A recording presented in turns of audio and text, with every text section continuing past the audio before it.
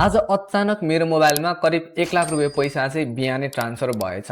कसले ट्रान्सफर गर्नुभयो, कहाँबाट आयो अनि किन आयो भन्ने कुरा मलाई अझसम्म पनि थाहा छैन। मैले उहाँलाई पैसा रिटर्न गर्नको लागि चाहिँ उहाँको कन्ट्याक्ट डिटेल्सहरू, उहाँको अकाउन्टहरू खोज्ने धेरै प्रयास गरेँ, तर पनि अहिलेसम्म चाहिँ पत्ता लागेको छैन। मैले यसरी पैसाको कुरा गरिरहँदा यहाँलाई पनि लाग्यो होला यत्रो 1 लाख रुपैयाँ पैसा कहाँबाट आयो भनेर। आखिर यो पैसा कहाँबाट आयो भन्ने कुरा म भिडियोको अन्तिममा भन्ने नै छु।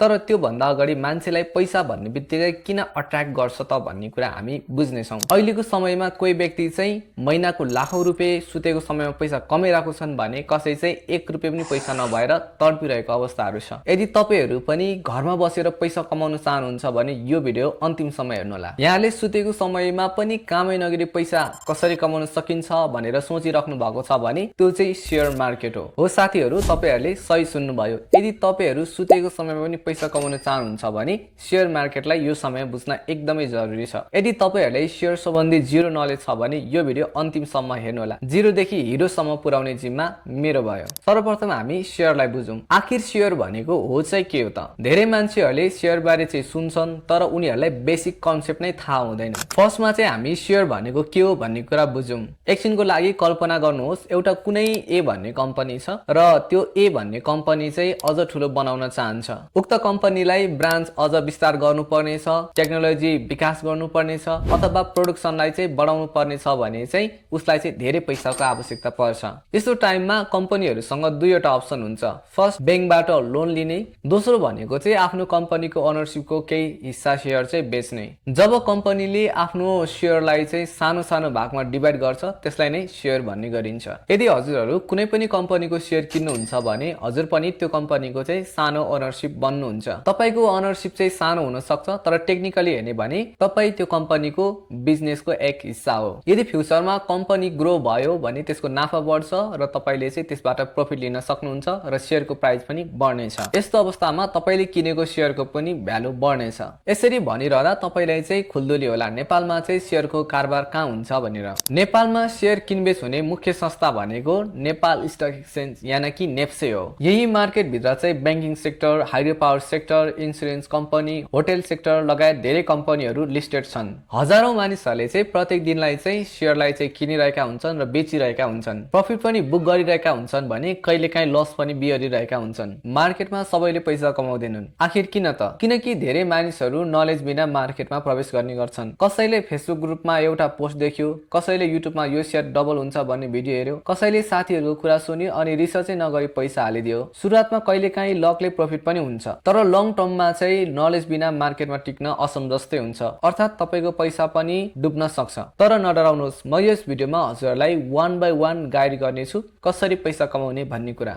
फर्स्टमा चाहिँ तपाईहरुसँग चाहिँ बैंक अकाउन्ट हुन जरुरी छ। दोस्रो चाहिँ डिमेट खाता खोल्नु पर्छ र तेस्रो भनेको चाहिँ तपाईको शेयर कारोबार गर्नको लागि टीएमएस यानी कि ब्रोकर अकाउन्ट हुनुपर्छ। धेरै बिगिनर साथीहरुलाई टेक्निकल कुरा सुन्दा कम्प्लिकेटेड लाग्न सक्छ तर वास्तवमा त्यति गाह्रो भने छैन। यदि हजुरहरुलाई मेरो शेयर अकाउन्ट कसरी बनाउने अनि ब्रोकर अकाउन्ट कसरी बनाउने भन्ने भिडियो चाहिन्छ भने मैले पहिला नै बनाइसकेको छु। मेरो च्यानलमा गएर यहाँले हेर्न सक्नुहुन्छ अथवा म माथि आई बटनमा पनि राखिदिने छु। यो कुरा सबै भइसकेपछि चाहिँ तपाईहरुले अब शेयर मार्केटमा इन्ट्री गर्न सक्नुहुन्छ। शेयर मार्केटमा हामीले इन्ट्री दुई तरिकाले गर्न सकिन्छ। फर्स्ट भनेको चाहिँ आईपीओ मार्फत भने दोस्रो चाहिँ सेकेन्डरी मार्केट मार्फत। आईपीओ भनेको चाहिँ इनिशियल पब्लिक अफरिङ अर्थात कुनै कम्पनीले पहिलो पटक आफ्नो शेयर पब्लिकलाई बेच्नुलाई आईपीओ भनिन्छ। नेपालमा धेरै मानिसहरू शेयर मार्केटमा आईपीओ मा इन्ट्री गर्छन् किनकि सेकेन्डरी मार्केटको तुलनामा यसमा रिस्क कम हुन्छ। म पनि यहाँहरूलाई शेयर मार्केटमा आईपीओ मार्फत इन्ट्री गर्नुहोस् भन्न चाहन्छु किनभने यहाँ रिस्क हुँदैन। आईपीओ पर्दाखेरि चाहिँ धेरै मान्छे चाहिँ एकदमै एक्साइटेड हुन्छन् किनभने आईपीओ परिसकेपछि जब नेप्सेमा लिस्टेड हुन्छ त्यो समयमा प्राइस चाहिँ शेयरको बढ्ने चान्स हुन्छ।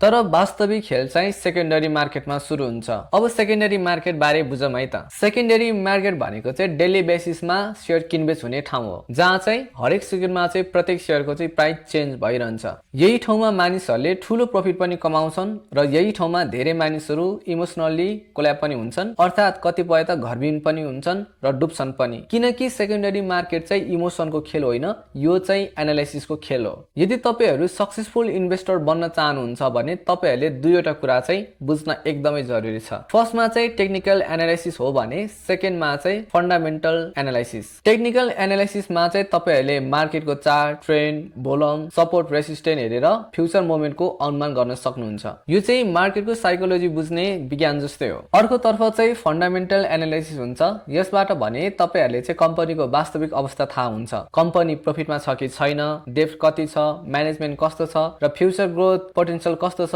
इन्डस्ट्री कतिको स्ट्रङ छ कि छैन, यो सबै कुरा चाहिँ तपाईहरूले फन्डामेन्टल एनालिसिस भित्र पर्छन् र तपाईहरूले त्यहाँबाट सिक्न सक्नुहुन्छ।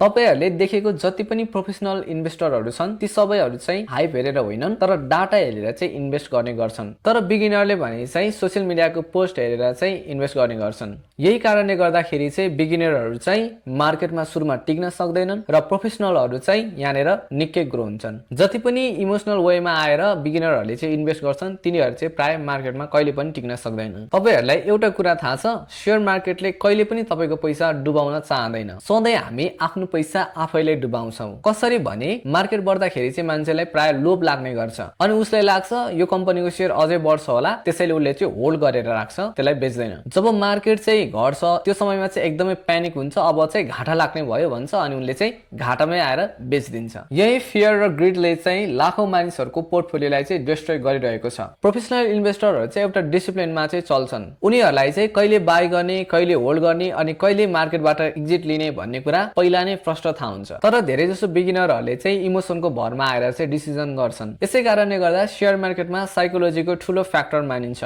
बिगिनरहरूको अर्को गल्ती भनेको चाहिँ लोन लिएर इन्भेस्ट गर्नु हो। धेरै मानिसहरूलाई चाहिँ मार्केट बढेको देखेर लोभ लाग्छ अनि उनीहरू सोच्छन् अहिले पैसा हाले भने छिट्टै डबल हुन्छ। तर मार्केट सधैँ एउटै डाइरेक्सनमा जाँदैन। कहिलेकाहीँ मार्केट वर्षसम्म साइडवेजमा जान सक्छ, कहिलेकाहीँ अचानक क्रास पनि हुन सक्छ। यदि तपाईले इमर्जेन्सी पैसा वा लोनको पैसा इन्भेस्ट गर्नु भएको छ भने मार्केट घट्दाखेरि चाहिँ तपाईहरुलाई फाइनान्शियल प्रेसरको अत्यन्त डेन्जरस हुन सक्छ। त्यसैले स्मार्ट इन्भेस्टरले सधैँ त्यही पैसा इन्भेस्ट गर्छ जुन पैसा सर्ट टर्ममा आवश्यक छैन। अब महत्त्वपूर्ण कुरा चाहिँ शेयर मार्केटमा जिरोदेखि हिरो चाहिँ कसरी बन्ने त? यसको एन्सर एउटै छ, त्यो हो कन्सिस्टेन्सी। शेयर मार्केट भन्ने बित्तिकै ओभरनाइटमै करोडपति बन्ने सर्टकट चाहिँ होइन। यहाँ सफल हुनको लागि समय दिनुपर्छ, सिक्नुपर्छ, गल्तीबाट एक्सपिरियन्स लिनुपर्छ अनि डिसिप्लिन पनि मेन्टेन गर्नुपर्छ। तपाईले सुरुमा चाहिँ प्रफिट भन्दा पनि नलेज लिन चाहिँ एकदमै आवश्यक हुन्छ। तपाईले मार्केटलाई राम्ररी बुझ्नुपर्छ।